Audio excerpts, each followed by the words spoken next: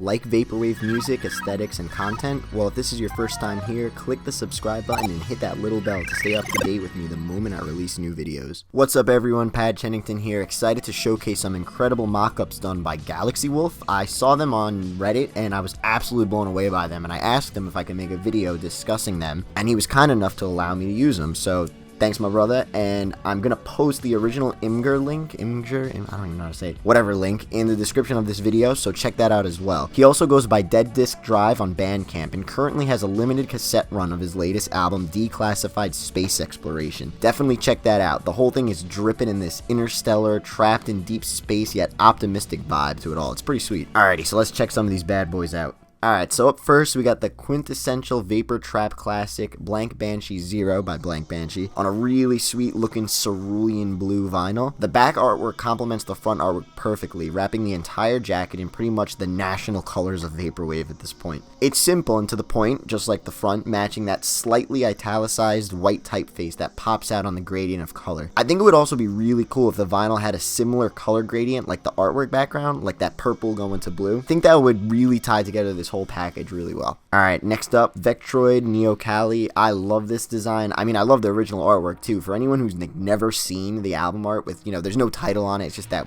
weird computer thing going on. It's pretty cool. The drowned out and muddy pinks and teals look so pretty on the album artwork in general, and I love that the vinyl pressing itself is taking the lesser used pink color to allow it to pop compared to the rest of the packaging. I think if the vinyl was that teal color, even though it's a really nice color, I think it would be too overwhelming, I guess. Also, I really like the dismissal of the track listing on the back of the cover, the back of the jacket, whatever. Definitely follows the main artwork's mysterious untitled cover. Cat System Corp Pall, really cool seeing another version of this mockup, as I've done one in a previous video. In mine, I pictured the vinyl to be a translucent see-through light blue due to the pictures in my mind of the cleanest, sharpest, most corporate looking mall in history. I mean, just look at the picture of the Pall Mall we got here. You know you're gonna be slipping all over those damn floors. They're like straight waxy. Look at that thing. In this mockup, we see the record as a splatter effect, similar to that watery aurora borealis thing we got going on towards the ceiling in the mall. I kind of like this. It kind of reminds me of those huge water fountains back in the day they would have in malls in the 90s, and now they're all replaced with Starbucks or some shit. The back artwork gives us a closer look at the mall and the infamous palm trees we love oh so much. The wacky and larger than life acid Arcadia by Vapor is seen here with eyeballs popping out all over the place, and even as the main sticker on the vinyl. Makes the record itself look like some low-level character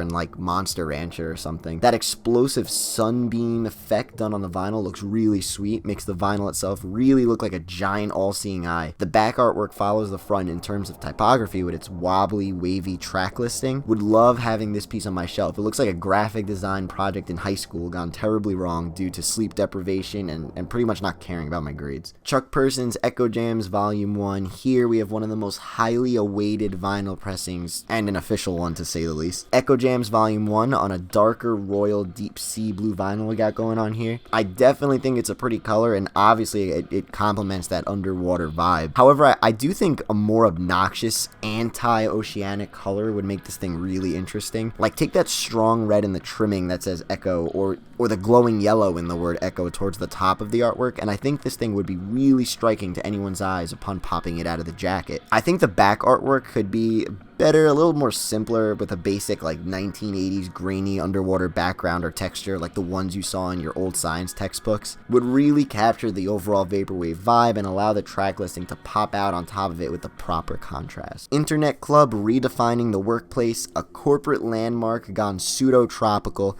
Redefining the Workplace rolls in with a 2LP production in this mockup here and looks really clean. I could totally see this being a gatefold jacket that has a huge landscape picture of some conference room on the inside. The splatter effect on the blue reminds me of Windex for some reason. I guess that works out because looking at the picture I could smell the sharp window cleaner all the way from over here. The white looks charming too, a nice dedication to the constant cloudy sky overshadowing this corporate monstrosity we see here.